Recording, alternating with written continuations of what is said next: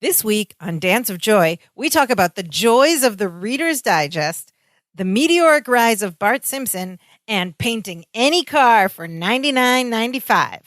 All that and more as we watch Season 7, Episode 11 of our favorite 80s hit sitcom, Perfect Strangers.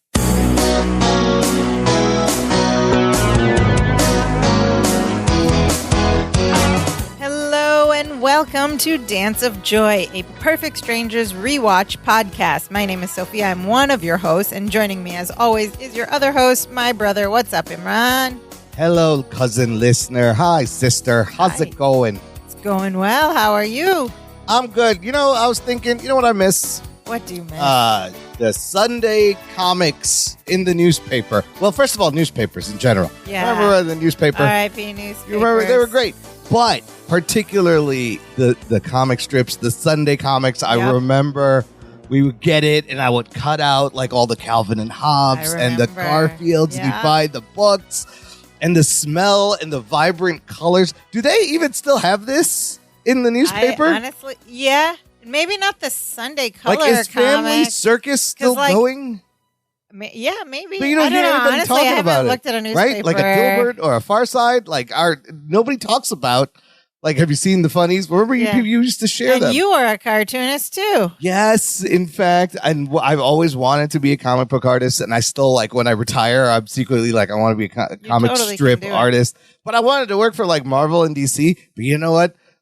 It's a lot of work, and I don't know how much of the money's there anymore in that industry. In high school, I did a comic strip for the newspaper for like 3 years. Indeed, like original content, original character. Hit, and we still have clippings in the old newspapers. Yeah, I was like, boxes. oh my God, I got my own comic strip. It's very exciting. So I can relate to a big part of this week's episode of Perfect Strangers, sister. Indeed, you can. This week's episode, Season 7, Episode 11, entitled Dimitri's World.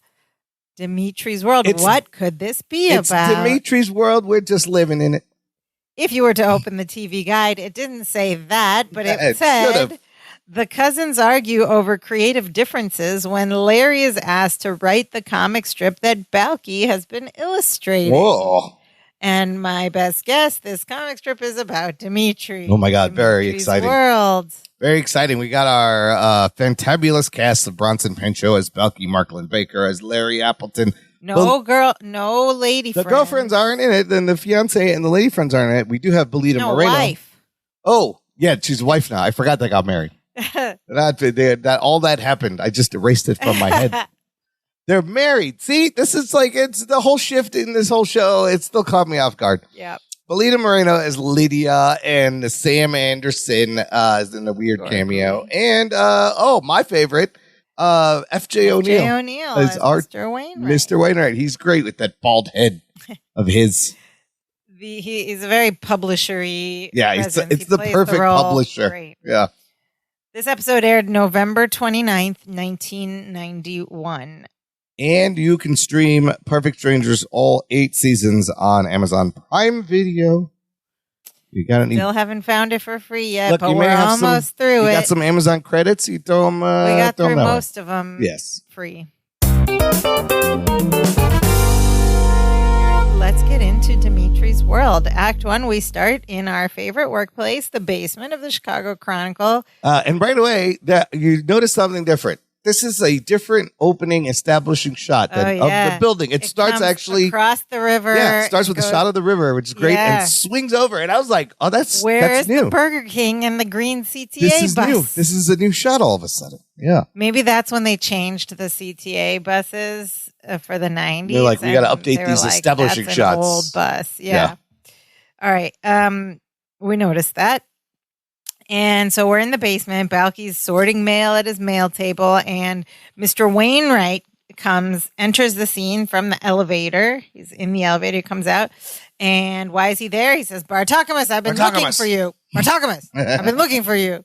And Balky gets so excited. He says, congratulations, you found me. And he goes, now you want to hide and I'll look for you. So funny, straight into the jokes. Love it. So childlike. And he covers his face. Yeah, and like he's counting. He's like, 1, 2. And then Wainwright has to do what Larry does. He goes, Bartokomous. Balky. And why he's really there is that he wants to talk to Balki about, apparently, Balki has been drawing a cartoon in the company newsletter. Yes. This must be an internal newspaper staff newsletter, yes. which is so funny. An internal document. A newspaper has another newspaper. Yeah, they print a newspaper just for them. Yeah, it's the internal newsletter. He's got a sheep cartoon, apparently. And it's called Dimitri's World. Oh, my God. Balki's been doing a sheep cartoon. And so, of course he has. It's so cute and lovely. And so Wainwright wants to talk to him about that. And he immediately apologizes. He says, oh, I'm sorry about that thumb smudge on Dimitri's cheek. Mm-hmm. I had a brownie while I was drawing. Very funny. Silly. And Wainwright was like, no, I didn't notice that. But what he is doing is he says he's dropping Kangaroo Cowboy. That sounds like a fun strip. From the cartoon page of the Chronicle, and he wants to replace it with Dimitri's World, and he wants Balki to draw it. First of all, what did Kangaroo Cowboy do to get dropped? Maybe quality was lacking and the storyline went nowhere. But this is a huge opportunity. This is a huge thing to be like, your cartoon, I'm going to put it in the regular paper. That's so nice. My God. Oh, my God. And Balki goes... Follow your passions. That's what it says. Someone will notice. Balki is so happy. He goes, thank you, Mr. Wainwright. And then he tells him, I promise you, you will never live to regret this. And Wainwright's like, what? Wainwright's like, oh, what? Wait a minute. That's such a funny line. And I kept thinking about, you will never live. What did he mean to say? You won't regret this. You won't regret this. Or the threat is you will live to regret this. So he says, but then he says you will never live to regret this. Which means he's not just like confused. What does that mean? I don't even know. It means he's gonna die. He's gonna die. That's what it means. And he won't even get a chance to regret this. Never live because he will be dead. I love that. I'm gonna say that to my enemies now. Yes, that's a threat. Them. Balki just threatened Mr. Wainwright. Never live to regret this. They'll be like, what? So he looks confused, and they make a point to show his confused face, and then he just kind of shakes it off, and he's like, well, you do a pretty good job drawing this little sheep. And Balki offers to show him an unpublished Dimitri's World cartoon. And he pulls him over to he's all excited. He pulls him over to his mail desk. He opens the drawer. He says, this is my secret drawer. This is my secret drawer. And he pulls out an unfinished cartoon, and he shows it to Wainwright. He's like, look, in the first one, meaning the first box, I guess, Dimitri's standing at the street corner looking across the street at one of them lights that says, don't walk and walk. And he goes, and then the really funny part comes here at the end. He's pointing on the paper where we realize that Dimitri is too short to push the button. And he starts cracking up. Over and he's just dying. He's like, he's just too short to push the button. And he mimes like, I can't do this. And then Wainwright is like, uh-oh, we have a problem. And he goes, well, as much as I like the cartoon, I think we need the input of a good writer to help you with the words. He's like, this kid's going to need some writing help. Although that's such a innocent, funny kind of thing. No, that's fair. You draw it, you get him a writer. But that begs the question that all this time Wainwright was impressed with the writing with the and cartoon the art in the newsletter. He never thought about the writing of it before until just this moment. Until just now when he saw an unpublished piece. Yeah. So anyway, he's like, we need someone to help you with the words. And then Larry steps out from the archives with a fold. He's always with a file folder. Yeah. That's how newspapers worked before. Everything was in a file folder. And he comes in just in time to hear Wainwright say, now what we need is a writer with a unique talent. I'm not sure anyone here at the Chronicle fills the bill. And Larry's like, I could do it. He doesn't know what they're talking about. He doesn't know, but he knows Wainwright's looking for some kind of writer. That I need a writer with talent. And Larry right away, because he loves brown nosing. And he's always trying to get to the next stage. He's trying to impress Wainwright. He's like, I'll do it, sir. I could be unique. I have a file full of unique articles. He goes, there's no job too big for Larry Appleton. The Chronicle is my life, sir. And then Wainwright's like, you know what? You may be right. I can't actually picture you having a life away from here. Oh, burn, Larry. Larry's like, oh. And he goes, well, that's all it took to convince Wainwright. He goes, all right, you got the job. That's all it took. Very easy. To get a promotion. Well, we don't know if it's a promotion. He thinks it's going to be a promotion. And Larry's like, thank you, sir. Thank you. I'll never let you, he goes, I will not let you down, sir. I've never let you down in the past. And then he's like, well, I have let you down in the past, but it's always worked out for the best, sir. And Wainwright goes, Appleton, You're babbling. And Larry goes, like a brook, sir. Like a brook, sir. And then Wainwright is happy with this, and he's hands and Larry's Appleton. looking all proud Yes, that he's he like, just oh my God, I got this job. big gig. And so Wainwright hands Larry the Dimitri cartoon, just goes, Appleton, fill in the bubbles. And Larry's just like, what? And he explains, I want you to help Bartokomous write his Dimitri cartoon. If I like it, I'll put Dimitri's World on the children's page of the Chronicle a week from Sunday. Ooh, in the Sunday paper. That's even a bigger deal. Yeah, that's got more circulation, Color. the Sunday paper. And Wainwright leaves. Okay. And Larry's left holding this unfinished cartoon. He's in shock. Kind of like in shock, but also like smugly, like it's below him or something. He goes, I'm writing a cartoon. And Balky, on the other hand, is very excited. He says, cousin, this is the most exciting thing that ever happened to me. Absolutely. And he's jumping around. He's like, I'm going to be sharing Dimitri with the world, and I'm going to be doing it with my best friend in the whole world. He says, I'm so jazzed. I'm the happiest meepiat in shoes. And he like runs around the room, and he like leaps in the air and throwing his hands up. He's like, I have to sing. I have to sing. I have to dance. I have to fly. And he's like dances like prancing out. He prances out with his arms in the air. He prances out to the garage. He passes the elevator as the door opens, and Lydia's there. And Lydia's like, whoa, what's going on? She's like, Balky. And Balky runs back, and she asks him if he has her mail, and he apologizes. He says, in all the excitement, I forgot to bring you your mail, but don't worry. And then he picks her up. He picks up Polina Marina. Yeah. He's like, because I could always bring you to your mail. He picks her up and carries her all the way over. And like sets her on his work table. He's so excited that he just picked up Lydia and put her on the table. Yeah. And gives her mail. A little physicalness to break things up. And she's like, what's the excitement about? And he tells her that his Dimitri's World cartoon is going to be moving from the company's newsletter to the Chronicle. And he's going to be drawing it. And Cousin Larry's going to be writing it. And he's like so excited. He hugs Lydia. He turns and shaking hands, all this stuff. And then he offers to show her the cartoon. But one thing, he goes to Lydia, he goes, do you want to see it? And she's like, oh, yes. But like, hasn't she already seen the cartoon in the newsletter? Or is he talking about this specific one? Yeah, well, maybe it's a specific one. But unless she like never. Maybe Lydia is too good for the newsletter. Maybe. I doubt. Look, she's writing her advice column. Yeah. She doesn't have time to read newsletters. So she's like, yeah, I'll see it. And it's under her butt. More physical comedy as table. So she's sitting on the table kind of like in an L-sit, legs in front of her. You put her down. Yeah. And she's a tiny woman, too. Yeah. So he like tips her over. On her side, towards the camera. Tips her over in the same position, just like tips her to the side. Grabs the cartoon from under her butt and then pulls her back up into the same position she was in before. And shows her the cartoon, and as he's showing her, he says to Larry, he says, cousin, I'd love to stay here and tickle your brain.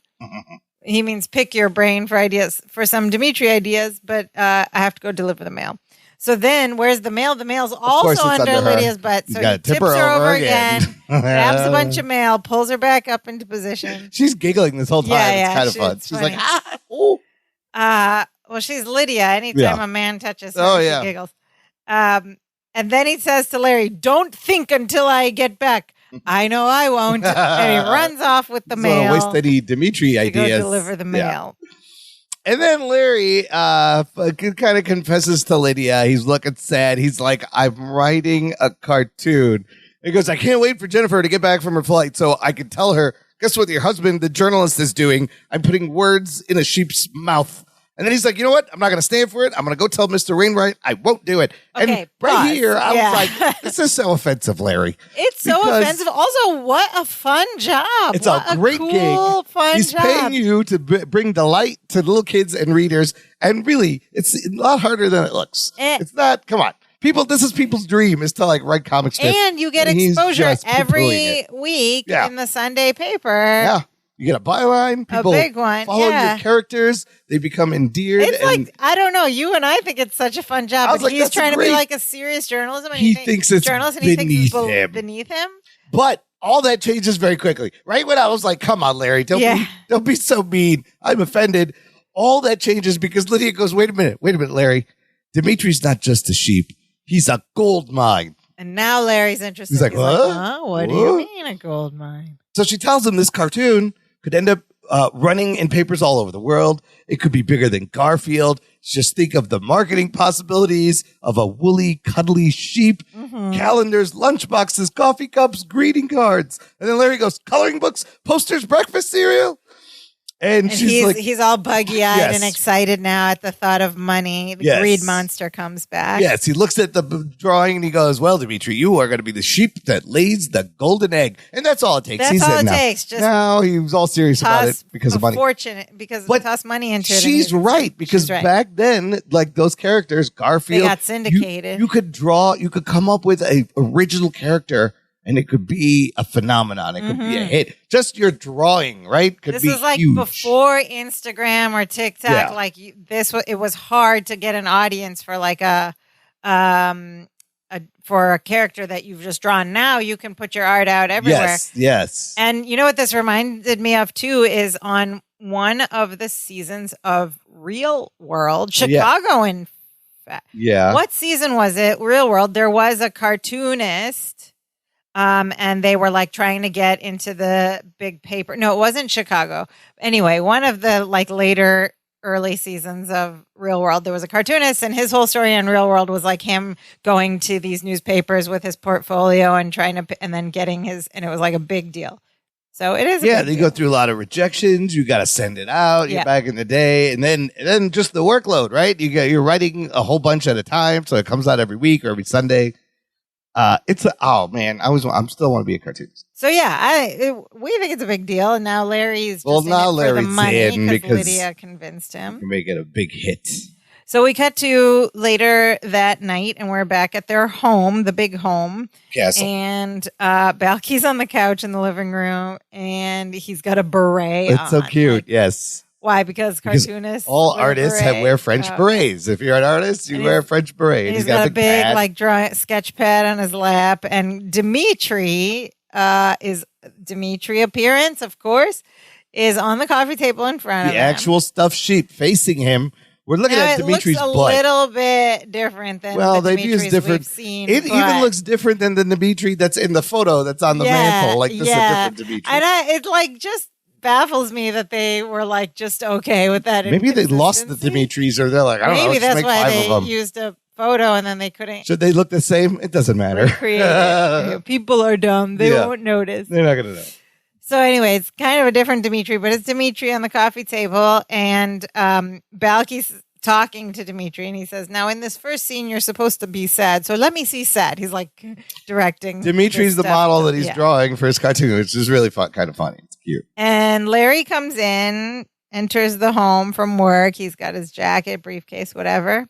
Larry comes in and is like, hi, Balky. And then so Balky tells Dimitri, okay, take 5, babe. And he takes off his beret. He puts it on Dimitri. And then he goes, take 5, babe. Take 5, babe. Gives him the beret. So Larry comes in trying to control the whole thing right away.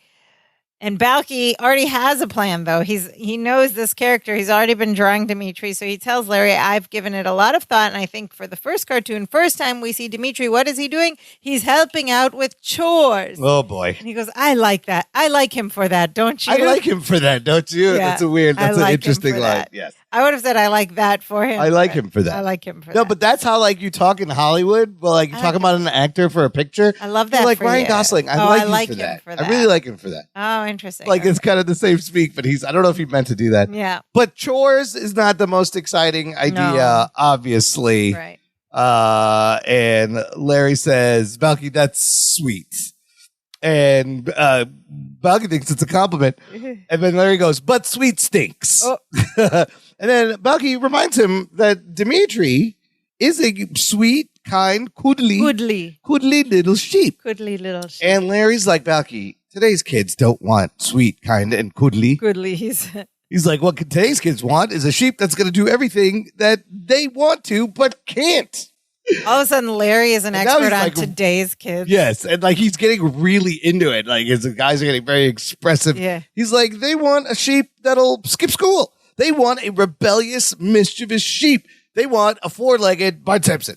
And first of all, this Bart Simpson reference is wild. Why? This is 1991. The Simpsons came out in 1989. Mm-hmm. Bart Simpson, in a year and a half, took over the world. I believe it. We were around. We were there. Don't you At remember this point, how popular? You had Bart Simpson folders, straight from the first lunchboxes. season. In fact, what they were talking about, how Dimitri could get huge, that we were watching that happen with Bart Simpson. Yeah. Straight from the first season. Cartoon. I remember even the one that was on the Tracy Ullman show. Yes. That version of The Simpsons. Yeah. And by this time, we definitely had I bought so many Simpsons folders in the beginning of the school year. Yeah. I remember all my different Simpsons folders for school and notebooks and stuff. I mean, like that. you don't have a cow and Cowabunga. But then Cowabunga dude, that's also like Teenage Mutant Ninja Turtles. But then after the Bart Simpson fad kind of wore off, like Homer took that spot and held on to that spot. Do the Bartman. Yeah, we had Do the Bartman. But now it's like not about Bart anymore. It's all Homer. It's all Homer. Homer's the best. He's had 40 jobs and crazy you don't jobs. Use Slack. I use Slack at work, and we often use that one moving emoji where he goes back disappears into the bushes. Yeah. That one's great. That's like one of the best step back. It's reaction emojis. It's very oft used. Oh my god, it's perfect. Like Homer is so much, but in the beginning, Bart was everywhere. Yeah. So anyway, Larry says they want a 4-legged Bart Simpson. Yeah. And Balky doesn't like this. He says, why don't they just put 2 more legs on Bart and leave Dimitri alone? Fair point. And Larry tries to tell Balky that he doesn't understand. And Balky says, no, I understand. And then they go in this back and forth. He's like, no, you don't get it. You don't get it. No, I get it. No. And he goes, you're gonna get it. You're gonna get it, Larry. That's physical harm. And Balky looks a little shocked at that. He's like, oh. And then Larry has just got so super crazy. He's like, we have to take Dimitri and mold him and shape him into something the kids want to see. And he's like making all these hand gestures. His eyes are bugging out. And Balky is pushing back and sticking to his guns. He says, cousin, listen to me. And he's slapping his thighs. He says, Mr. Wainwright wants to see the little, kind, sweet, goodly Dimitri that he saw in the company newsletter. And if we're not going to give him that, then I wash my face of the whole thing. So he's used this "wash my face" phrase before. He's like, I wash my face of you. Something he says a lot. I guess they're trying to make it a catchphrase. Yeah, I wash my hands, wash my face. It's a reuse, wordplay. I mean, they're trying to make it a thing. So he's like, I wash my face of the whole thing, and Larry's just like, okay, you're out. I'll do it myself. And Balky goes, oh, this is rich. And he goes, you think you can do it yourself? And Larry returns the laugh mockingly. He's like, yes. And they both look at each other and laugh together. And Larry says, how hard can it be to draw a sheep? Oh, boy. Come on, Larry. And Balky goes, how hard can it be to draw a sheep? He says, the greatest painters who ever lived. Rembrandt, Picasso, Earl Scheib. None of them ever even attempted a sheep. Okay, so obviously the joke is Earl Scheib. It's your classic rule of threes. We get Rembrandt, Picasso. Yes. When I heard this, Earl Scheib, I was like, what? Who is this? Okay, Earl Scheib. Yes. Had a company. Yeah. In the 80s and 90s that was painting. Earl Scheib was also a painter, but he wasn't an artist painter. He was a painter of cars, and his company just painted cars.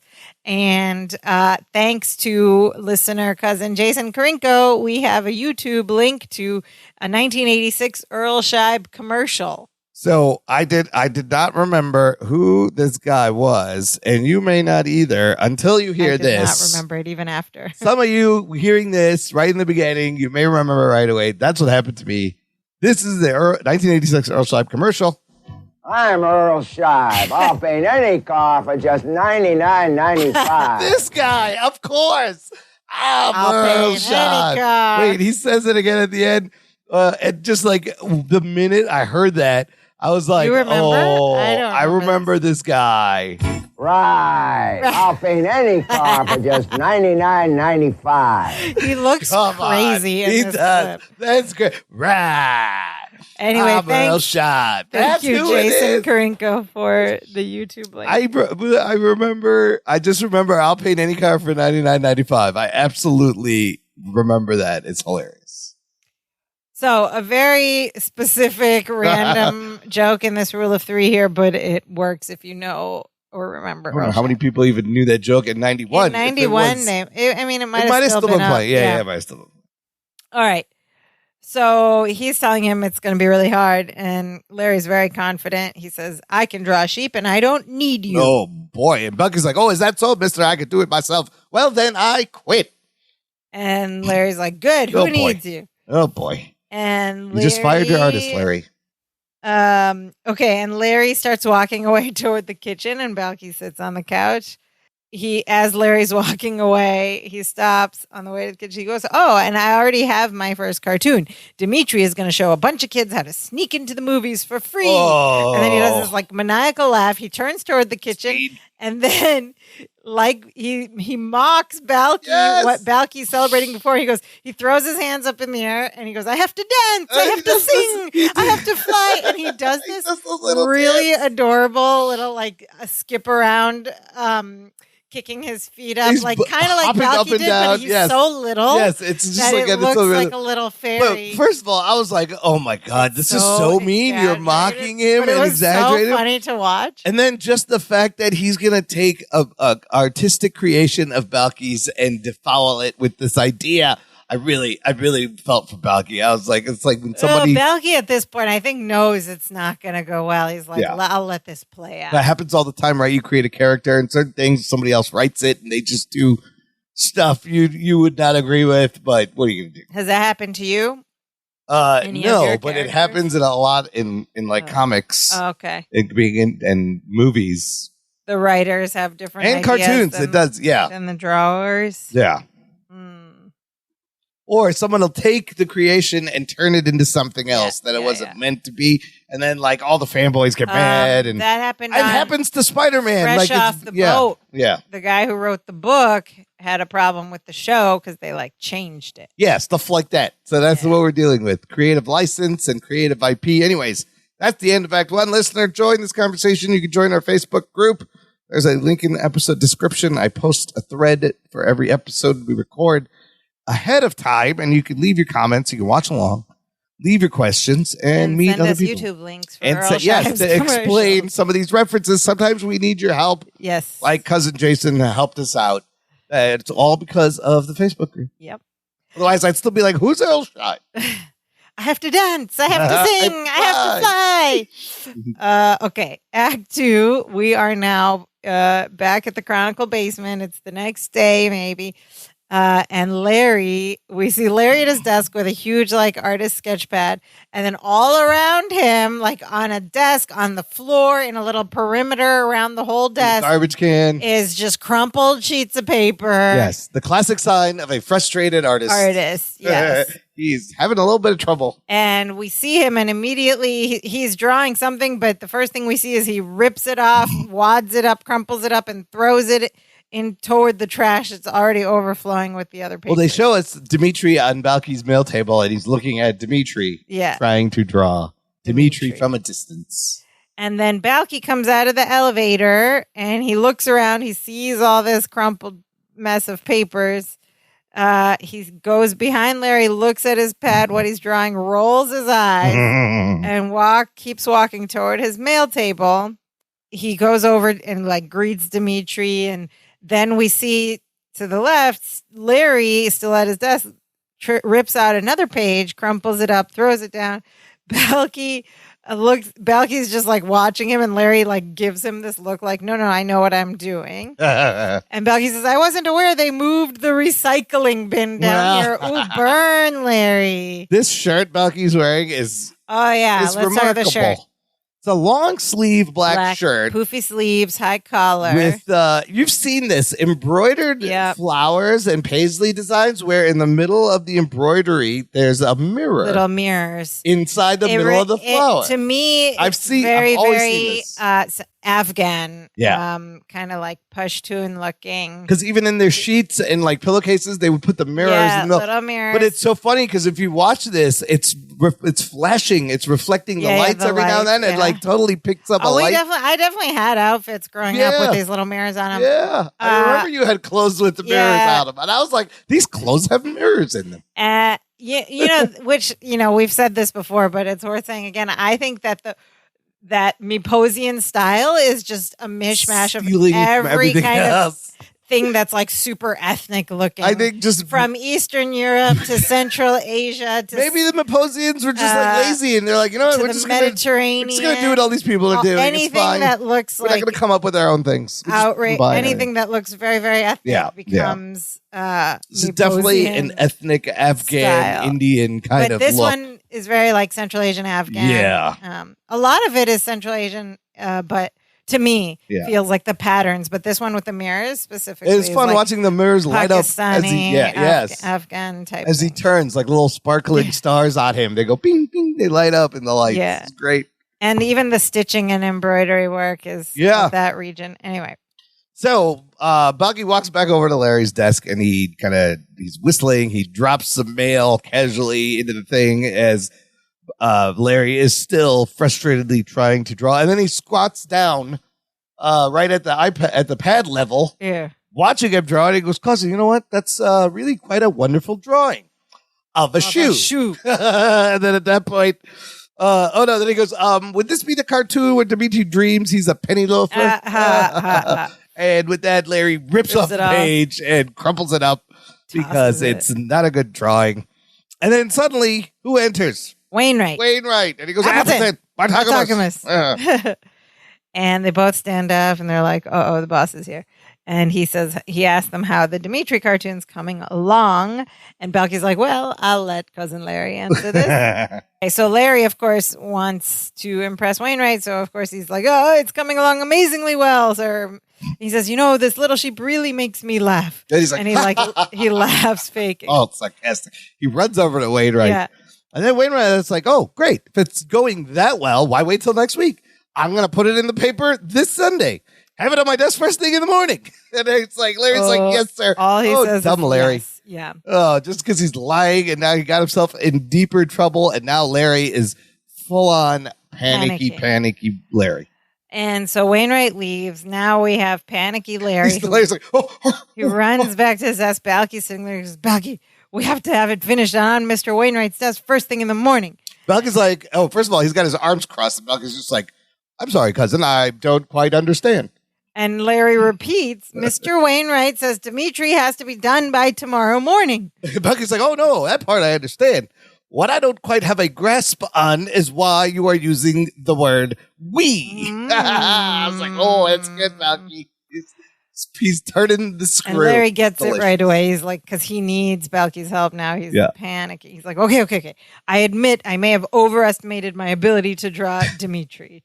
And Balky then just like slowly reaches down to the table, picks up a sheet, one of the drawings, holds it up, and it's like this. It looks like an alien or something. It looks like a really scary. It's like a front on with the head and the eyes and the nose and sharp teeth and like little claws for two hands, and it's quite frightening and disturbing. It would be great in like a illustrated book of nightmares. Yeah. But yeah, it looks like an alien or something, and he's just like, he holds it up, and then Larry's like, okay, I admit it, I can't do it, I can't draw Dimitri. You have to do it. You have to draw Dimitri. He goes, Balky, help me, help me. He's like grabbing onto him, whining and like clutching his shirt. Help me, and he goes, help me. And Balky goes, cousin, I would love to help you. He's like, but as you may recall, you and I just don't see ear to ear. Ear to ear. I love that. I'm on how Dimitri should be presented. I'm going to say that sometime. We're not seeing ear to ear. We're not seeing ear to ear. Right. We're not seeing ear to ear here. And Balky goes, I see him as a sweet, kind, cuddly little sheep. And and he walks back to the table, and Larry follows him, begging. He's like, okay. I may have taken the idea of changing Dimitri just a little too far. Oh, you think? He's like, but I can admit when I'm wrong. He's like, now, I'll cut it back a little bit. He's like, okay, you know what? All right, you know what? All right, tell you what. We'll give Dimitri a tough exterior, but a heart of gold. Huh? He goes, I love it. Which he's clearly not. That's not it either, Larry. What do you do? He goes, I love it. And he's so frantic. He's panicking. He's like trying to get his mouth wide open, looking at him. He's like, And the energy is completely high-low here. Like one-sided, yes. Larry's being frantic and energetic, and Balky's just standing there like, I can't believe this. And Larry opens the takes a pen, opens it, and he puts it in Balky's hand. This is kind of really Balky's just standing there. Yeah, he's not saying anything. He's giving him a smug look. And Larry's in this frantic energy. He's like, huh, I love it. Let's go. Let's get started. And then he grabs the pad of paper and just like holds it under where Balky's hand is. Well, he puts the pen in Balky's hand, right, and then grabs the pad of paper and kind of... And the whole time he's like, yes, I love this idea. Yes, let's go. Oh. And so then he's shaking. So what he's doing is he's shaking the pad around in the hopes to move the pen to draw a cartoon. Yeah. It's like Balky's holding it like almost. A record needle in his hand. There's dead weight. Balky is not doing anything. It's just but then it's quite elaborate because he starts to spin it around. Yeah. And spin it. He's like, he's trying to draw like an Etch-a-Sketch. Yeah, he's like, and he spins it this way. And then he like... He's got a big smile on his face. Then he kind of like tosses Balky's hand up once and again twice. He's like, and he makes 2 dots on landing, and he goes, "Oh, there's his eyes." and he, at this point, he goes, "There's his eyes." And Marklin Baker looks at Bronson Pinchot with this like goofy, excited, the like whole time, over-exaggerated smile. I'm cracking up. Balky smiles, but I think it's Bronson Pinchot trying not to bust out laughing. You can see in his smile that it's genuine. That he's like, because Marklin Baker is being so outrageous. It's supposed to be like a sarcastic, condescending smile, but you can tell really lovely to watch. Bronson is holding back the laughter and trying to just smile and say nothing because he is going over the top. You know, like these guys try to crack each other up, right? Yeah, and they try to only do one shot for the audience But when reaction. you're doing this, you're trying to crack the other guy up. Oh my God. And you could tell he didn't break, but he smiled like, and it was a genuine smile. He's like really enjoying this. But I was like, oh my God, he wants to laugh so badly. So funny. He wants to laugh. And he goes, okay, there's his eyes. And he looks up and Balky just goes, no. And then Larry tries a different tactic. He's like, okay, fine. You know what? I'll tell you something, Balky. I have had it. He goes, I mean, what is it with you and your obsession with this ridiculous toy? Okay, wait. They've known each other how long now? And he's just now asking. Did Larry just think this grown man just loves this stuffed sheep for just He cause? never thought to ask anything about Dimitri sheep he's before? never asked. Balky, where is that sheep? I don't buy it, writers. I don't buy it, writers. They never talked about it. But we're going to find out now. He finally did ask. Better late than never. And Balky says Dimitri is not a ridiculous toy. And he picks up Dimitri as he tells this story, okay? And we hear some like emotional music. It's the emotional time. He says, there was a real Dimitri, a sheep that I had on Mipos, and he wasn't just any little sheep, you know? He was the finest and the friendliest and the fluffiest sheep in the flock. And one night, we were out doing our evening jog. That's fun. And all of a sudden, out of nowhere, this ox cart comes barreling out of some side street and is bearing down on us and Dimitri. Bearing down on us. And Dimitri, thinking quick with his itty-bitty tiny little sheep legs, pushes me out of the way and saves my life. Oh, my God. That's crazy. And he says, and I couldn't do anything for him. Meaning oh, my God. Dimitri didn't make it. Yeah. Saved Balky's life, a sheep. So Balky took the wool from the real Dimitri and made this little stuffed Dimitri so he would always be with me. Oh my God. And like we've not known this for like 7 seasons, and now you think about what Dimitri and what it means to him. But also it's a different Dimitri. Yeah, that is curious. Maybe it's just the idea of I thought it was like it represents the Dimitri sheep intern but again? No, literally he used the wool from the real Dimitri to make this. But I really did like finding out that story. Remember when we thought Dimitri, like on Mipos, everybody had Dimitri sheep. He was just going to see like a cart with a bunch of Dimitri not a national stuffed animal. We were wrong. No, we were wrong. It's a very personal, unique. very personal. And then Larry, hearing all this, kind of breaks down and goes, I do see Dimitri as a sweet, kind, and cuddly. What do you think? We can go, and Balky goes, we can go that way. So he's essentially agreed to let go of his idea of changing Dimitri finally. Because he's desperate. He needs... And he's also now heard this sentimental story about it. But there's a problem, as Larry says, look, he says, if we're going to get everything done by morning, we're going to have to work very hard. He's like, we're going to have to stay up all night if we have to. Maybe you could do some kind of rough drawing. He's telling Balky, and while he's saying all these things. And he's saying, like, you just do a rough drawing. I'll do an outline. And we'll tell Wainwright it's just a draft, and he'll give us a couple extra days. Like, we'll buy some more time. We'll get extra time. And as he's talking, yes, go ahead. As he's talking, you see Balky with the pen in front of him lift up the one sheet, like covering it in camera side. And he's drawing with his left hand. And he's drawing with his left hand. Looks like he's sketching something.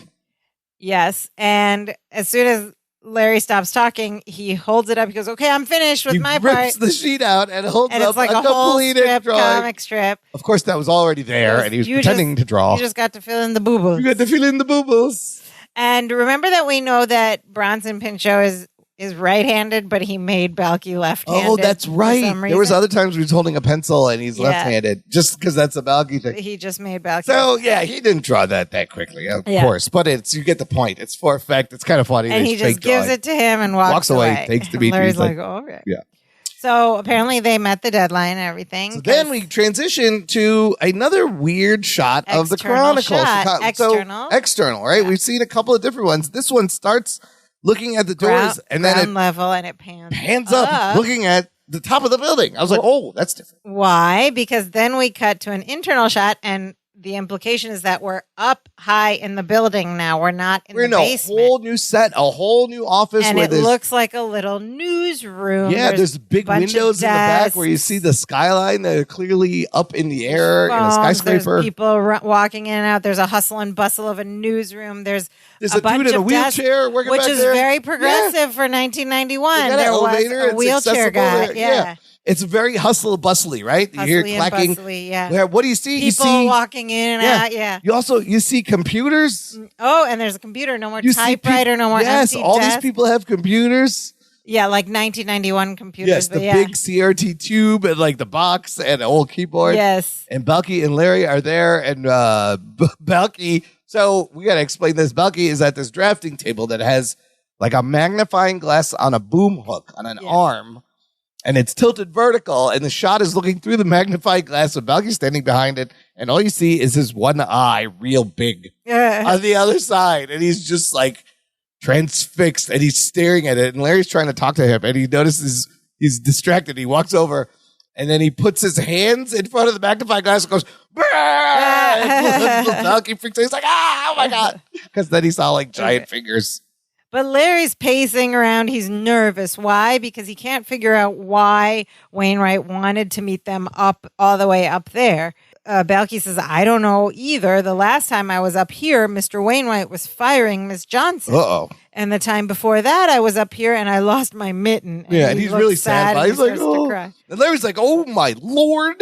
He goes, Balky, that's it. That's why he wants to meet us up here. And Balky goes, he found my mitten? Larry goes, no, he's going to fire us. This is where Wainwright fires people. He probably likes to put on a little show in front of everybody. Okay, at this point, I really relate to Larry. Like, every single day, I feel like, oh, today I'm going to get a talking to at work. Like, every job I've had every day, it's not just my job now, but it's like every day I'm like, oh, yeah, in my old job, if like my key card wouldn't work in the building entry, I'd be like, oh my God, they fired me and canceled my card. Or if like my computer login didn't work, I'm like, oh, I'm fired. They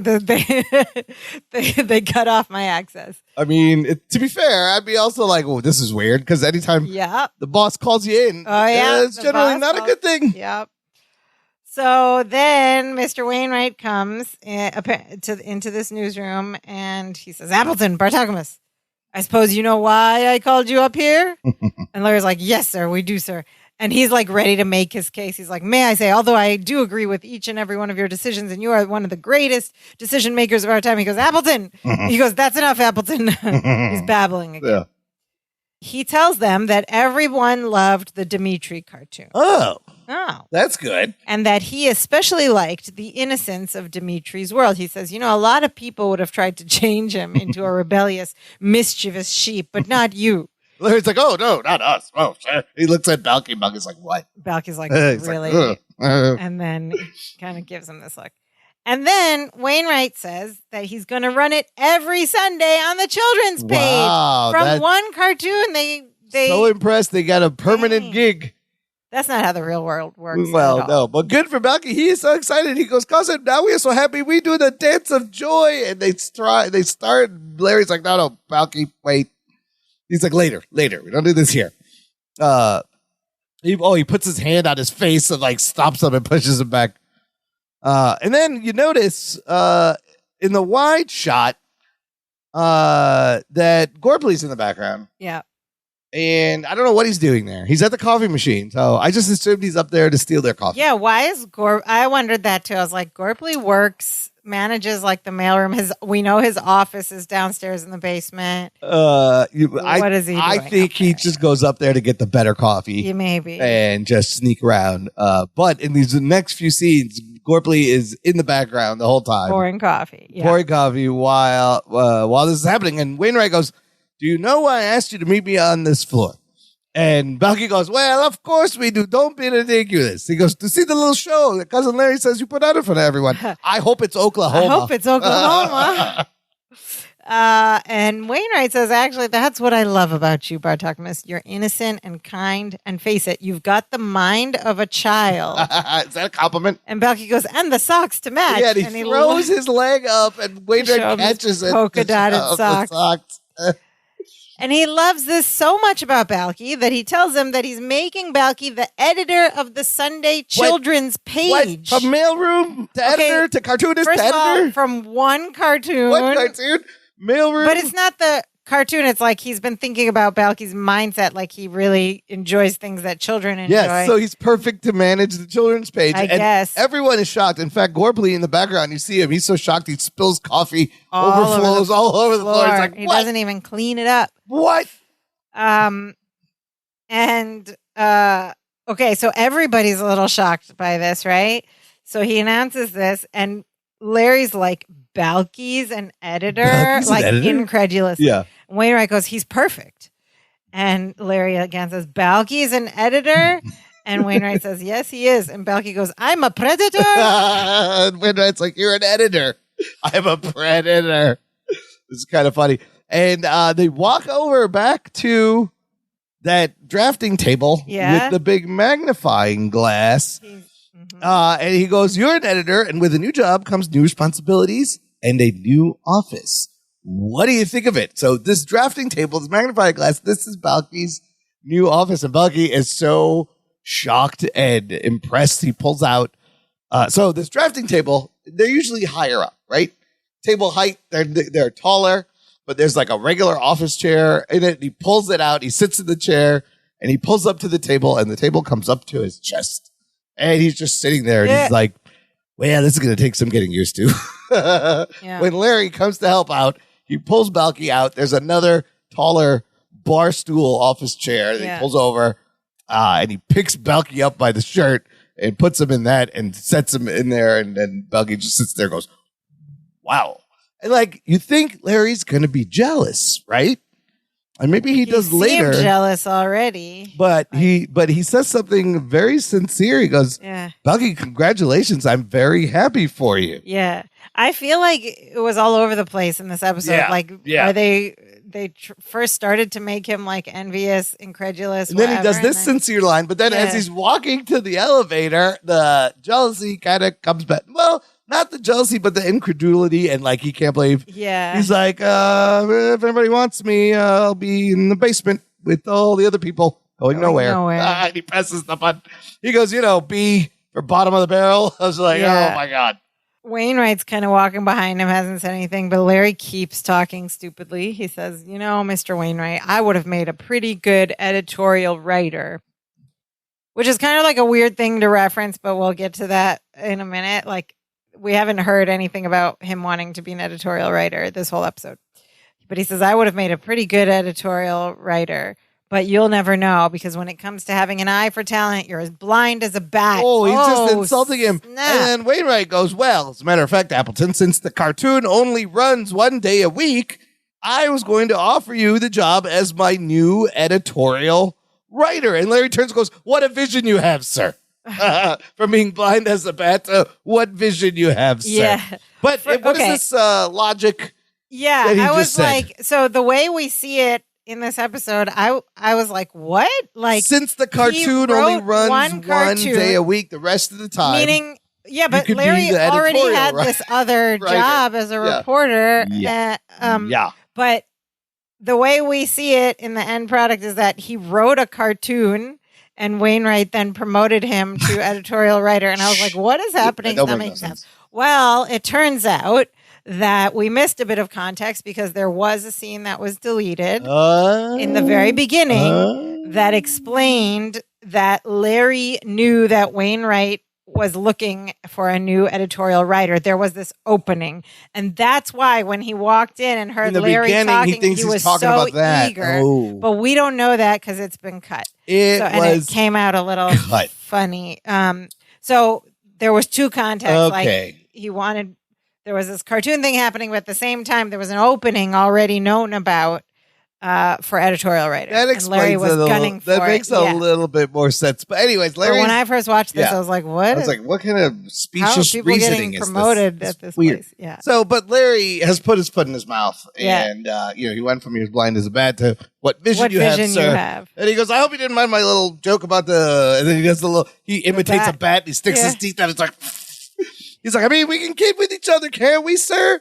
And Wainwright goes, of course we can. Shakes his hand. He's a good sport. Wainwright is a forgiving man, yeah. And he smiles, shakes hands with Larry. And Wainwright goes, congratulations on your promotion, and I hope you like your new office. And then, of course, his desk is right next to Balky's desk. And he's got a computer and stuff and a thing. And Larry's like, oh. And then Wainwright, before he leaves, goes, and have a nice day, shorty. And Larry looks at him like, what? And then he's like, good one, sir. And Balky's so excited, he runs to Larry and he goes, cousin, congratulations and welcome to the top of the barrel. Instead of the bottom of the barrel. Yeah. See, but the Wainwright character, it's little things like that why I've loved this character. Yeah. Like, he can take gruff, a jab. But he's gruff, but he's joking around. He took the little, and he can give it back and he can take it, and he's got good humor. Yeah. It's just a great character. And then so you really want to stand behind this guy. Yeah. I like his character. Yeah. And so, but Gorpley has been watching this whole thing. Yeah, with a look on his face like, spilled his coffee and everything. And now he finally musters up the courage to say something to Wainwright. He says, excuse me, sir, I couldn't help but overhearing, but if Bartokomous is going to be editor, who's going to be doing the Meepiot's work in the mailroom? And this is brilliant. Wainwright says, Gorpley, I've been aware for quite some time that Bartokomous has been doing his job and yours in the mailroom. And I've decided it's about time you do your job and his. And then he pulls out this envelope from his jacket pocket and he gives it to Gorpley. He goes, outgoing, I believe. Oh, now he's Gorpley. Now Gorpley's getting. And Wainwright gets in the elevator and leaves. And Gorpley is just very mad. And he looks at the cousin. He's like, oh, I suppose you think I'm bitter, angry? Well, I am, he says. And then he goes, let me remind you. Poison is often odorless and tasteless. Whoa, and he walks away. I was like, whoa, that will get you thrown in jail. That's an HR problem right there. Threat. You're just going to poison everyone. Like, that'll get you fired. But Balky is happy to, he goes, I'm going to miss those helpful little tips of Mr. Gorpley. And now Balky and Larry are both very excited and proud. And Larry says, Balky, we're on our way. People are finally starting to look at us as mature, responsible professionals. And he's feeling good. And it's a lovely ending to this episode. Balky just asked Larry, cousin, is it okay now? And Larry looks around and he goes, now. And they take a step away from the desk, the middle of the floor, and they both hold their arms open. And Balky says, now we are so happy. We do the dance of joy. And they do the dance of joy. And in the back, the people at the desk, most of them are looking and watching. They don't even react, really. The guy in the wheelchair just keeps working. Yeah, nobody's really reacting. People just keep working, and they do the dance of joy and roll credits. Roll credits. Listener, check out our TeePublic shop. You can get some Dance of Joy swag, t-shirts, hoodies, coffee cups, cell phone cases with the logo, danceofjoypod.com/shop will get you there. Okay, so that's kind of a big thing that happened at the end of this episode here. Yeah. They got a promotion. Yeah. So moving forward, this is the set where we're going to see them? I suppose so. Because I mean, we might still see Lydia and will they ever go to the Berkeley. basement? Honestly, let me tell you, I don't remember any of moving this. forward, it's going to be all different sets, new sets in season 7. Here's the thing. I had a few memories of the beginning of the season. I know there's like a hot air balloon thing that I vaguely remember of season 8, but I really don't remember any of this in the back half. Maybe this is of their stuff that happened. like later attempt at the Cousin Oliver thing. Like it's not in the basement set anymore? Instead of adding a child, they're just like, let's change the home and change But here's the thing with a beloved sitcom where you really get familiar with the setting and the sets. This is the point where you're like, what's happening? They've upturned everything we love. No apartment and no basement. Like what else is there? Like what? There's a whole different show. Like you can't get me used to this. When they started time traveling. You're or like, going what? sideways or forward. Yeah. Like what is going on? What? So now you've taken away two of the recognizable things that we've loved about the this. only two. Yes. Well, no, I mean, the first workplace we loved Twin Cassetti's was great. Twin Cassetti's. It was awesome, and they took that away real early. Yeah, but then we spent a lot of time in the basement of the Chronicle, man. Sure, so much time that they modernized from having an elevator operator to automatic, apparently. We will not ever see that random lady in the background sorting papers that's in every scene. That lady. She's been in the background of every scene of the show at work. But this is the last this episode was her last appearance. She needs a new job. Somebody hire her because they've changed everything. Maybe she's back here. So that just occurred to me. Like, man, that's when you know the show is like Jump the Shark. That's two big things. I mean, we kind of had indications a while back, but now the entire sets are changed from now on out. Yeah. Yeah, it's like if any other like classic sitcom just moved out of their house into a new house at some point, or like the friend's apartment. They just we decided always to going to see that external shot where it pans up because now they're up there now. Yeah, we'll see. I don't know about this. We'll see. I don't remember what's going to happen. I don't remember any either. of this. I don't. Yeah. So there was another scene actually that we talked about, the scene in the beginning that was cut that gave us context that we were missing as we watched. There was also a final scene where they were packing their stuff from the basement that also got cut, which would have been nice. But I like ending on the Dance of Joy. Yeah, Dance of Joy ending is great. So look, overall, it was a subject that was very near and dear to my heart. Oh yeah, cartooning. They get a promotion. Two big things happen in their lives. A whole new. With all that said, that was great. I found it was like okay. It was near to me too, like because I feel like you and I were at one point could have been like a Balky and Larry dynamic because you were the cartoonist on the newspaper. I was always a reporter at the newspaper. But we never were in high school at the same time. We weren't in school at the same time, but we worked for the same paper, just different years. We were the Balky and Larry. We were the Balky and Larry, not at the same time. I had a short-lived career in actual newsrooms, so I appreciated seeing the hustle and bustle of the newsroom upstairs. But aside from like the pad scene where he's trying to get him to draw unwillingly, that was funny. That was hilarious. The rest of it was okay. It was okay. The logic, like everyone was convinced super fast about things. Well, I like that Balky stood his ground. Yeah. Balky always stays his ground. I think the promotion is like way too fast. That's not real at all. The promotion's crazy. Sitcom promotion. You do like one good thing from mailroom to one cartoon to now cartoonist like editing, editor. Like because you clearly have management skills as well. But he probably does actually have. But it was nice to see something good happen to the cousins. What did our listeners think? Okay, first up we have listener cousin Nicole Stoner who writes, as we've watched Balky dabble in his artistry over the years, such as weaving Larry's Christmas tapestry, the lint painting. I forgot about the lint painting. And the bedroom mural in the apartment. He's an artist. Having him eventually become a comic artist is a rewarding payoff. That's true. Though I can see an argument of Balky's culinary prowess becoming a career path as well. You could be the cooking cartoonist. He could be on Is It Cake? You have to be an artist and I bet he would be really good at real life looking cakes. Hyper-realistic. Yeah, hyper-realistic cakes. Absolutely. She says, it's a bit odd that it took Larry this long to ask about the attachment to Dimitri. Okay, that's a good point. Like, that's a good journey for Balky because we do see his art stuff and now he's like a professional artist. Like, that's Again, living the dream. That's living the dream. And it's kind of like a lesson to kids or creatives everywhere. Just like, don't give up. Do your art. Keep put it like if you can't put it in the local newsletter. Just do your art and enjoy it. Yeah. And people will recognize when if you put your passion and you like doing it, other people will also like it. It's a good lesson for me to remember as a comedian too. Just like do the jokes. People will eventually recognize your talent. And give you opportunities. That's the ideal. Unfortunately, sometimes you have to know people and schmooze and all that. Sometimes it takes longer and other times it happens. Do your art and enjoy it. Don't think about the destination. Just enjoy the journey. Okay, next up we have listener cousin Pam Hitchcock, who writes, "This was an enjoyable little unassuming episode. Very nice, as Mama would say.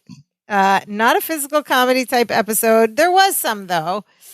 She says, but the storyline and dialogue make up for it. There was like the Lydia physical comedy, and then the dancing, the mocking of. That was so funny. I laughed out loud. I have to fly. And there was a dance of joy. Okay, and there was like the little bit of Balky at the drafting table in the short chair. Oh yeah. Okay, Cousin Pam also writes, I can see Larry's point about making Dimitri mischievous, but Mr. Wainwright wanted Balky's version, so it was irrelevant and caused needless tension between the cousins. Of course, but we needed a conflict to move the episode along. She says it was also arrogant of Larry to think he didn't need Balky, and he totally disrespected Balky's feelings about Balky's own creation. That's what I say. Yes, creator. Yes. Ooh, yes. Yes, Larry was a jerk. Cousin Pam writes, Balky's explanation of why Dimitri is special to him is sad and sweet, and it's nice to have the background story. That is a huge missing puzzle and a huge story in all of this that we got. So it only took them 7 seasons. I know. It took them 7 years to come up with something. It's nice to see the guys finally getting a promotion after all these years. I think I would have left my job long before that if I was that undervalued. Oh, boy. Fair, but maybe it was a recession and there weren't jobs. Yeah, but I don't know what the unemployment was like back then. But also the Chronicle is still the Chronicle, right? Like it's still the major in their world, the major paper in Chicago. So thinking back to when I was an early young journalist, like if I just had any job at the Tribune or Sun-Times, I would have been like, I'll do it. I'll work in the mailroom, whatever. Because it's your foot in the door. You can work your way up. You take kind of that abuse because of the name. Anyway, she also writes, Mr. Gorpley got exactly what he deserved. Yay. I always enjoy Sam Anderson's portrayal. Are we not going to see Gorpley anymore? Now they're going to have to come up with reasons for Lydia and Gorpley. Yeah. I really wonder if this is where they work now. Maybe their contracts were ending or something and they didn't. I wonder if they're going to be in the rest of this. I don't know. We'll find out. She says, a dance of joy is always a treat, and she rates the episode 9 Bibi Bobkas. Oh, look, cousins have good points. A lot of people like this episode. And I was like, it's all right, but big things did happen. It was sweet. It was sweet and big, huge things. And it was about Dimitri and the girls weren't in it. The girls weren't in it, and Dimitri is a huge part of it. I really should have liked it more, I guess. Dimitri, yeah. You're right. I wasn't crazy about it, but I think my brain just stopped on the weird inconsistencies, even though I knew because why. of the cutscenes. Yeah. Okay. And this whole idea that they were just promoted after one cutscene. It's great. Okay, and finally we have a couple more. Next we have listener cousin Jason Kurinko, who writes, I enjoyed this episode and has been a while, capital while, since I've been able to say that.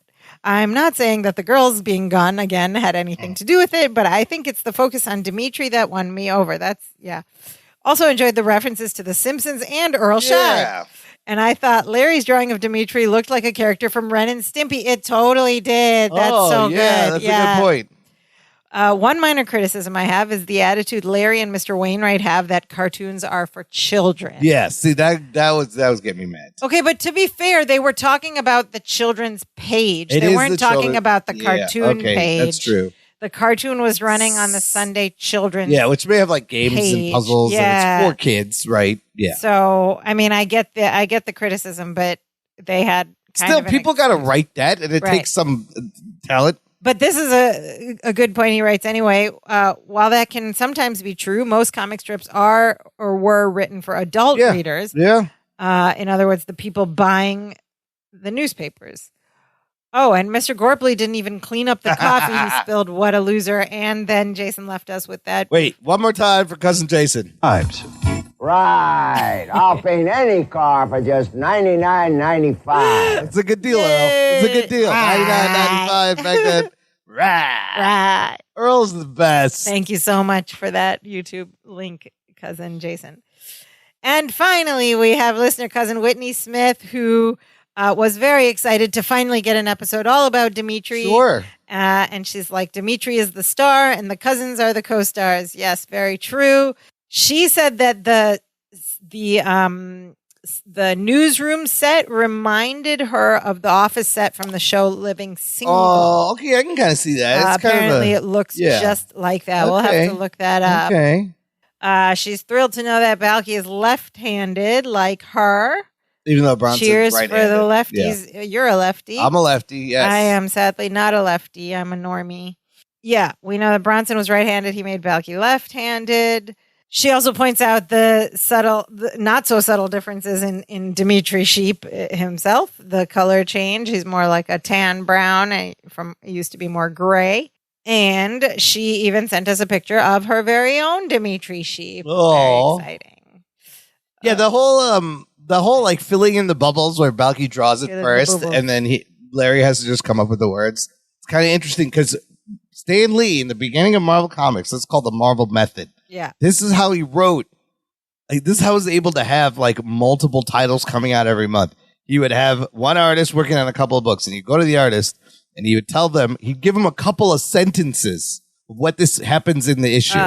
And the artist would then draw and plot out the whole story and leave the word bubbles empty. Okay. Stan would come back in, look at all the art, and figure out the words, which is a crazy way to write comic books. How would you do it? No, because what you're supposed to do is you write a script first, breaking down what happens either beat by beat or panel by panel. He's telling him like this happens. He does it, and the artist can do whatever they want. I kind of like that. He has to come back. He's giving value to the artist's vision. And then he's going to figure out what words can I put in here to make this make sense. Now, it's great, right? Great. The thing is you can get a lot of work done quickly this way. It also makes it easier on him as a writer. That's where the problem happens many years later in terms of who actually should be credited for the rights of the story and the design. Is it Stan who just gave him a couple of words, or is it Jack Kirby, Steve Ditko actually designed the Spider-Man costume? Did they go to court? That's why they all would quit. They quit and they try, and there was lots of legal battles for years. In fact, Jack Kirby, Stan Lee wouldn't talk to each other for many years because Jack was like, Stan stole all my credit. I came up with all of these characters. I came up with these stories and these names, and Stan would be like written by Stan Lee, art by Jack Kirby. When it's not entirely true. How you define written, you know, like. Same thing, real quick. Bob Kane is credited as the creator of Batman 1939. He had an assistant, Bill Finger, who was the artist, and also Bill Finger, Bob Kane. There's a great documentary. Turns out Bill Finger invented all the things that Bob Kane took credit for. The Batmobile, Robin, Joker, almost the design of Batman. Bob Kane had a very different design. Bill Finger... But Bob Kane, he wasn't really the nicest guy. He and Bill Finger let him do it. Bob's like, I'm going to take credit, I'll pay you. And Bill kind of went along with it. And Bill Finger died poor and alone in a hotel room. The literal creator of Batman, because Bob Kane would not give him any of the rights or money or royalties or anything. Oh. But you should watch it. It's on Hulu. I forgot the name of this documentary. It's really good. So, and everywhere you see original sketch of Bob Kane, Bill Finger should also be credited for creating Batman. So all that fill in the words reminded me of all that happened in the comic book industry. Books. I remembered that it was the San Francisco season of The Real World, and the cartoonist was a guy. I think the season was like Real World San Francisco was when. 1994. So it was a little bit after this, but it was a guy called Judd Winnick, and I'm just looking him up now. Is he still working? He went on to do a lot of cool stuff, including he working on DC Comics. Oh, nice. Green Lantern and Green Arrow. So he did break into the actual and some comics industry. like animated stuff on Cartoon Network. That's great. Well, being on the show was got to help him. Yeah, but at the time when he was on the show, he just was like this cartoonist. He was trying to sell his script to like, I don't know, the San Francisco Chronicle or whatever. And I remember these scenes of him like going in. It was all like real world on TV, like televised, but him like interviewing and stuff like that and waiting for the call. Oh, that's great that he worked for DC Comics and like lived his dream. Don't Be Ridiculous said one time. Of course I have. Don't be ridiculous. And probably the greatest Dimitri appearance in like the whole show so far, right? It's got to be. He's the whole central to the plot. Yep. Even though within this episode we see technically two different kinds of Dimitri. One in the photo and one scary Dimitri drawing. Ages. His headshot was old. Yeah. Okay, now we're at Perfect Strangers Today. Or PS Today, which is the segment of this podcast where we talk about, can this episode be remade today? Would it hold up? What things would need to change? Or is it timeless? What do we think? Let's see. We don't have. We don't even know if there are there. I think there are still comic strips. Are there children's pages? Does anybody look at the children's pages? No, but you know what there is web comics are pretty big. So this whole thing could be like, I launched a new, but like web comics are great because anybody can put it out. Yes. Yeah, so it wouldn't be that big of a like. Would they be working at a, well, so if we're doing this now, are they even working at a newspaper? Are they working for like a TMZ? Like what are they working for? Exactly. Maybe they're working for like a news site and Balky's doing his comics on his like TikTok or something. And then somebody's like, oh, can we buy this? We want to use these animations for something. Yeah, the whole thing would have to change basically. I guess it would. And like, I mean, I'm sure, okay, we do technically still have print newspapers and they do technically still have Sunday there's still some editions. Comic strips, but I couldn't tell you what they like, is that job like as coveted and what kind of deals are there with the cartoonist? A cartoon, these days, cartoonists. What does syndication even mean when like your art is everywhere digitally? Yes, you know what I mean. So they'd be have to work for like a online, like a website. They would have to be and working he'd be for a drawing website on digitally. Like on an iPad or a tablet or something. Absolutely, all the technology has changed all that, and so I don't know. You know, a friend of mine draws cartoons for the New Yorker often. Yeah. She's like independent. She sells, and she made a very famous one that got a lot of national attention. It was about the bear, and she got a message from Jamie Lee Curtis, who was in that one episode. Oh, yeah. But it was before that episode aired, so it was like a weird reach out from and she got asked for Jamie Lee Curtis sent this message asking for a signed original of the cartoon, and my friend was like, "There is no original, but I can draw one for you." So she has to redraw it on paper and signed it. That's hilarious. Yeah, because it's all digital. There's no hard copy. So funny, but it's still really cool. That still happens. The New Yorker's print magazine. They still have, but that's like a different. It's not cartoons, a strip, old school cartoon. Yeah, there's single panel jokes usually. Humor, but it's single panel jokes. Yeah, exactly. Remember in the Reader's Digest also they had like those kind of single panel things. Yep. Oh, I loved the Reader's Digest. And then Mad Magazine, of course. Like I don't know. I think they still make. Do they still make Reader's Digest? I don't know if they still and like make that humor column. Yeah, the humor column. Laughter is the best medicine. Yeah, remember?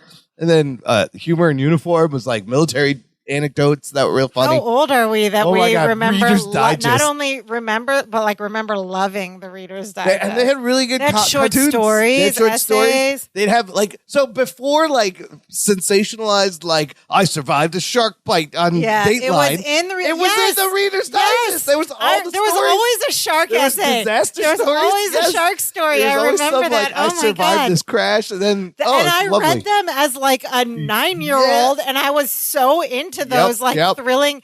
I just remember there were shark stories or like Lost on a Mountain. Avalanche. Listen, we have a box of Reader's Digest somewhere. I think. Did I throw them away?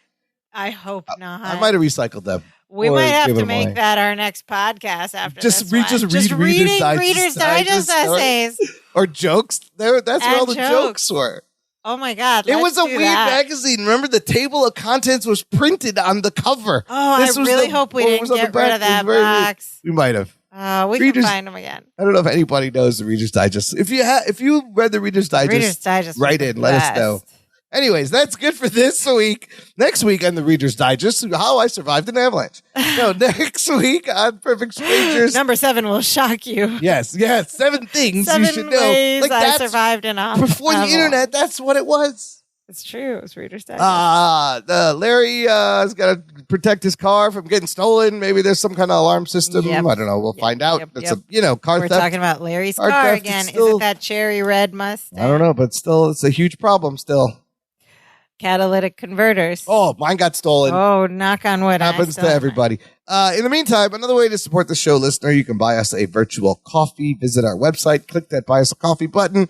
All proceeds go back into keeping the show going, hosting costs, maintenance, website, stuff like that. We appreciate everyone's support as we make it through all 8 seasons.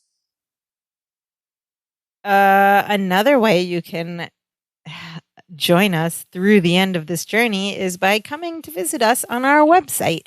It's danceofjoypod.com, and from there you can click on all these buttons to see. It's danceofjoypod.com, and from there you can find links to all the places where you can stream this podcast, hear our beautiful voices, where you can like the podcast, rate it, review, subscribe to the podcast, share the links with your friends. You can also talk to us right there from the website. Press the little microphone button and leave us a voice message. Tell us what your favorite part of the Reader's Digest was, or your favorite cartoon strip from the Sunday papers. If you are of that generation or beyond.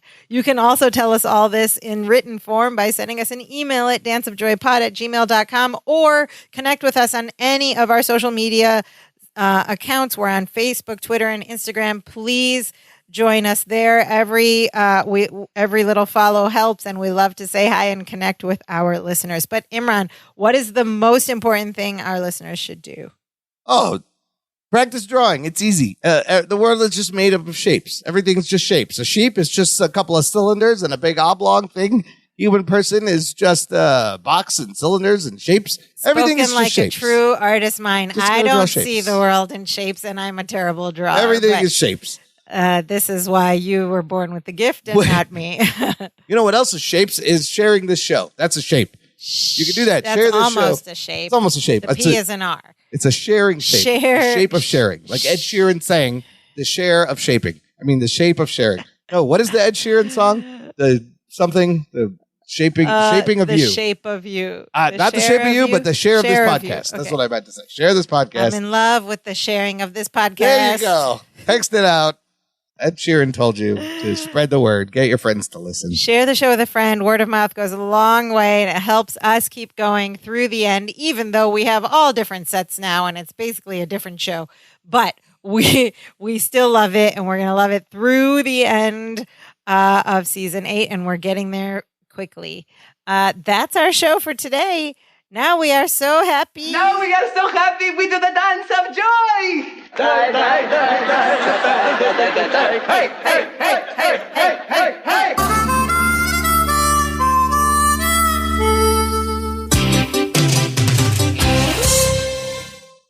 I'm in love with the sharing of you.